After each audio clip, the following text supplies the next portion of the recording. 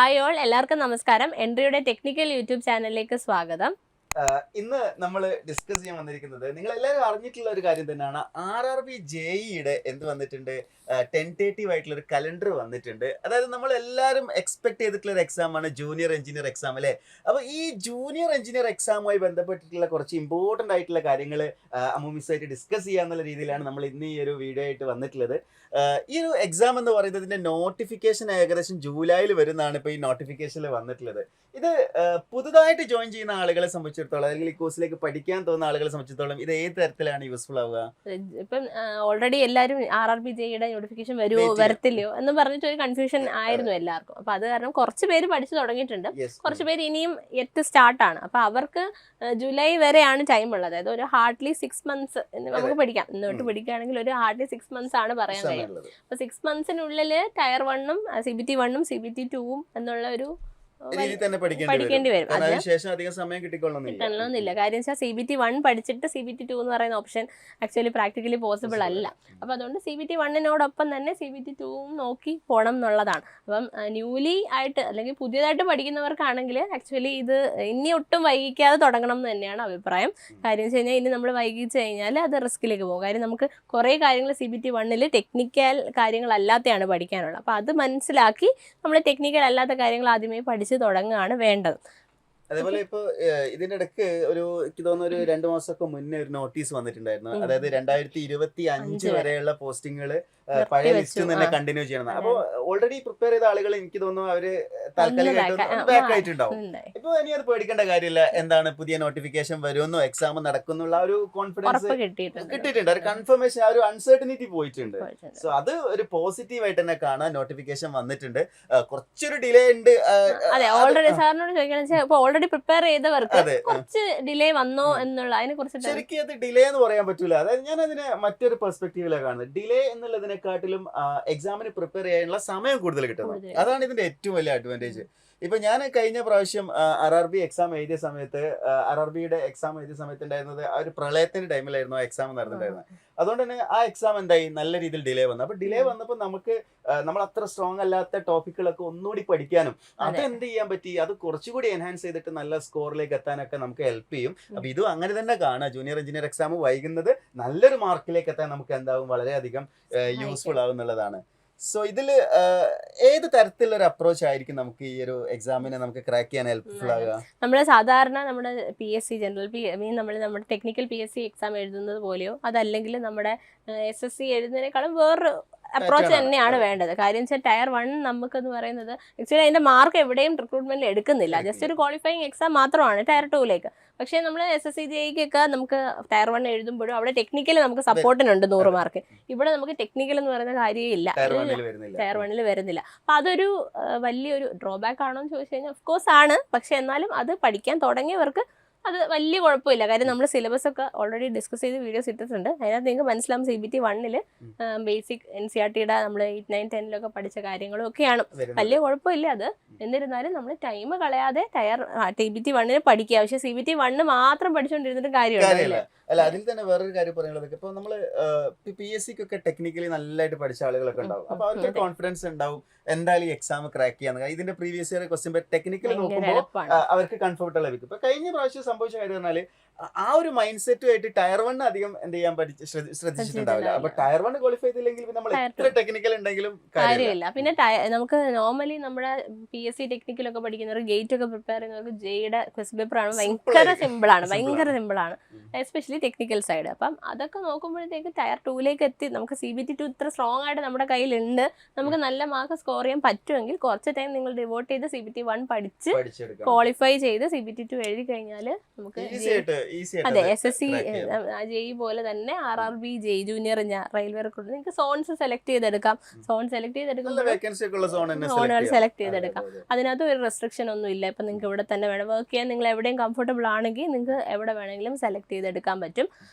പിന്നെ വേറൊരു കാര്യം എന്ന് വെച്ച് കഴിഞ്ഞാൽ ഇപ്പൊ ഇതിനകത്ത് തന്നെ മെഡിക്കൽ സ്റ്റാൻഡേർഡ്സ് ഉണ്ട്. അപ്പൊ അത് നോക്കണം. നമ്മൾ ചില പോസ്റ്റിലേക്ക് അപ്ലൈ ചെയ്യുമ്പോഴത്തേക്ക് നമ്മൾ അത്രയില്ല A3 ഒക്കെയാണ് വരിക അതിനകത്ത്. A3 നമ്മൾ A3 ഒക്കെയാണ് വരിക. A3 ഒക്കെ മാക്സിമം വരിക. അപ്പൊ അതിന് വലിയ അങ്ങനെ ഭയങ്കര ഒക്കെ പറ്റും, റിലാക്സേഷൻ ഉണ്ട്. അപ്പം അതുകൊണ്ട് അതൊക്കെ നോക്കിയിട്ട് നിങ്ങൾക്ക് ഇനിയിപ്പം നോട്ടിഫിക്കേഷൻ വരുമ്പോൾ ഡീറ്റെയിൽ ആയിട്ട് അതിനകത്ത് എല്ലാം പറയണ്ടാവും, അതൊക്കെ നോക്കി അപ്ലൈ ചെയ്യാം. പിന്നെ നമ്മൾ നോർമലി സൗത്ത് സൈഡിൽ നിന്ന് അങ്ങോട്ട് RRBയിലോട്ടൊക്കെ പോകുന്ന ആൾക്കാർ ഭയങ്കര കുറവാണ്. എന്തുകൊണ്ടാണെന്ന് അറിയില്ല, കാരണം ഈ എക്സാം ഇതുപോലെ എക്സാം ഒക്കെ ശരിക്കും മലയാളികൾക്ക് നല്ല രീതിയിൽ ക്രാക്ക് ചെയ്യാൻ പറ്റിയ ഒരു എക്സാം ആണ്. അതായത് നമുക്ക് ഒരു ആവറേജ് നോളേജ് ഉണ്ടെങ്കിൽ പോലും ഇപ്പൊ ഒരു ഗേറ്റ് പോലെ എക്സാം ഒന്നും അല്ല. ഗേറ്റ് ആകുമ്പോൾ കുറച്ചുകൂടി ലെവൽ കൂടിയ ഒരു എക്സാം ആണെങ്കിൽ ഇത് ആ ഒരു ലെവലൊന്നും ഇല്ല.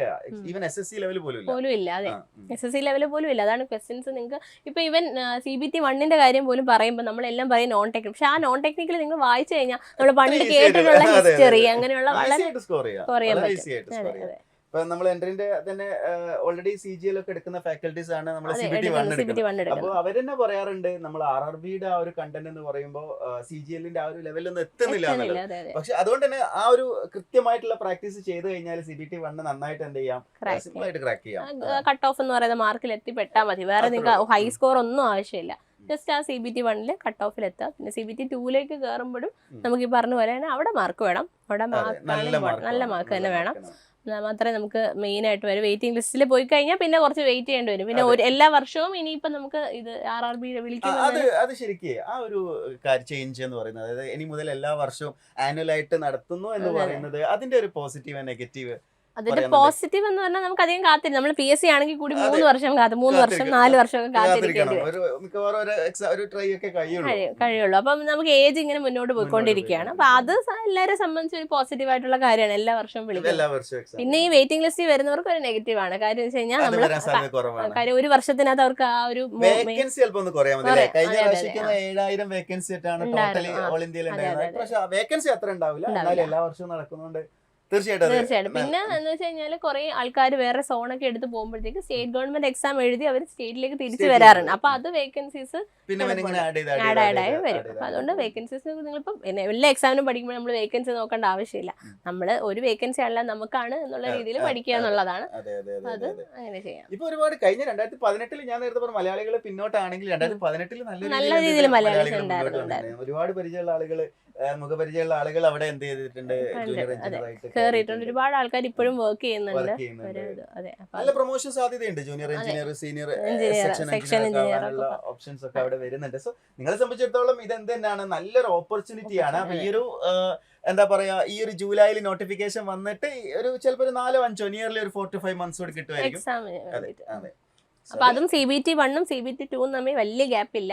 ഒരു മാസമൊക്കെ കിട്ടിയ വലിയ കാര്യമാണ്. കഴിഞ്ഞവണൊക്കെ എനിക്കൊന്ന് 3 weeks എന്തോ കിട്ടിയിട്ടുണ്ടായിരുന്നു. അപ്പൊ റിസൾട്ട് വന്ന് നമ്മൾ CBT 1 ക്വാളിഫൈ ആവാതെ എങ്ങനെ CBT 2 പഠിക്കും എന്നൊന്നും വിചാരിക്കേണ്ട. CBT 2 പാരലലി നിങ്ങൾ പഠിച്ചു. ടെക്നിക്കൽ സൈഡാണ്, അത് സ്ട്രോങ് ആക്കി വെക്കുക. അതിന്റെ കൂടെ കുറച്ച് ബേസിക് കമ്പ്യൂട്ടർ ഒക്കെയാണ്, MS Word അങ്ങനെയുള്ള എളുപ്പമുള്ള കാര്യങ്ങളാണ് പഠിക്കാനായിട്ട് പറ്റും. അപ്പം ഉടനെ തന്നെ നമ്മൾ നോട്ടിഫിക്കേഷൻ പ്രതീക്ഷിക്കുന്നത് കൊണ്ട് തന്നെ ഇപ്പം നമ്മുടെ എൻട്രിയിൽ ഗോൾഡ് ബാച്ചസും നോർമൽ ബാച്ചസും RRBയുടെ അവൈലബിൾ ആണ്. അപ്പോൾ നിങ്ങൾ ഓൾറെഡി ജോയിൻ ചെയ്തിട്ടുള്ളവർ ആ പേസിൽ തന്നെ പഠിച്ചുകൊണ്ട് പോവുക. ഇനി ന്യൂലി ജോയിൻഡ് ആയിട്ടുള്ള ആൾക്കാർ, ഇനി ജോയിൻ ചെയ്യാൻ താല്പര്യമുള്ള ആൾക്കാർക്കാണെങ്കിൽ നമ്മൾ ഗോൾഡ് ബാച്ചസ് പ്രത്യേകത എല്ലാവർക്കും അറിയായിരിക്കും അല്ലേ. നമുക്ക് ലൈവ് ക്ലാസ്, അതെ ഒന്നുകൂടെ ഒന്ന് പറയാം, നമുക്ക് റെക്കോർഡഡ് ക്ലാസ്സിന്റെ കൂടെ തന്നെ ലൈവ് ക്ലാസ്സസ് ഉണ്ടായിരിക്കും. ഈ ലൈവ് ക്ലാസ്സിൽ will be discussing the questions. അതായത് നമ്മൾ റെക്കോർഡഡ് വീഡിയോസിൽ കണ്ട കാര്യങ്ങളിലെ ക്വസ്റ്റ്യൻസ് ആയിരിക്കും നമ്മൾ ഡിസ്കസ് ചെയ്യുന്നത്. മാത്രമല്ല നമ്മൾ ആഡ് ഓൺ അഡ്വാൻറ്റേജ് ആയിട്ട് ഇപ്പോൾ കൊടുക്കുന്ന എല്ലാ മന്ത്ലിയും നമ്മൾ അവർ സ്റ്റുഡൻസിന് ഓരോ ഡിപ്പാർട്ട്മെന്റിലുള്ള ഹെഡുകൾ മോണിറ്റർ ചെയ്തിട്ട് മീറ്റിംഗ് നടത്തിയിട്ട് അവർക്ക് എന്ത് ബുദ്ധിമുട്ടുണ്ടോ അത് ക്ലാരിഫൈ ചെയ്ത് അല്ലെങ്കിൽ അത് റെക്ടിഫൈ ചെയ്ത് കൊടുക്കുന്നുമുണ്ട്. അപ്പം നിങ്ങൾ ഇനി അധികം ടൈം കളയാതെ പഠിച്ചു തുടങ്ങുക എന്നുള്ളതാണ് നമുക്ക് ചെയ്യാൻ കഴിയുന്നത്. ലൈവായിട്ട് ഞാൻ ഇതിലേക്ക് ഒന്ന് ആഡ് ചെയ്യാണ്. ഈ ലൈവായിട്ട് ക്ലാസ്സസ് കിട്ടുന്ന ഒരു ബെനിഫിറ്റ് എന്ന് പറയുന്നത് ടീച്ചേഴ്സുമായിട്ട് ഡയറക്റ്റ് കമ്മ്യൂണിക്കേറ്റ് ഉണ്ടെങ്കിൽ ക്ലിയർ ചെയ്യാം. അതേപോലെ തന്നെ നമ്മൾ അക്കാഡമിക് ഹെഡ് ആയിട്ടുള്ള ആളുകളൊക്കെ കൃത്യമായിട്ട് നിങ്ങൾക്ക് എന്ത് ചെയ്യും, മെന്ററിങ് തരും. അത് കൂടാതെ നിങ്ങളുടെ ബാച്ച് മെന്റേഴ്സും ഉണ്ടാവും. അവർ നല്ല റോൾ ഭയങ്കര നല്ലൊരു എഫേർട്ടാണ് എടുക്കുന്നത്.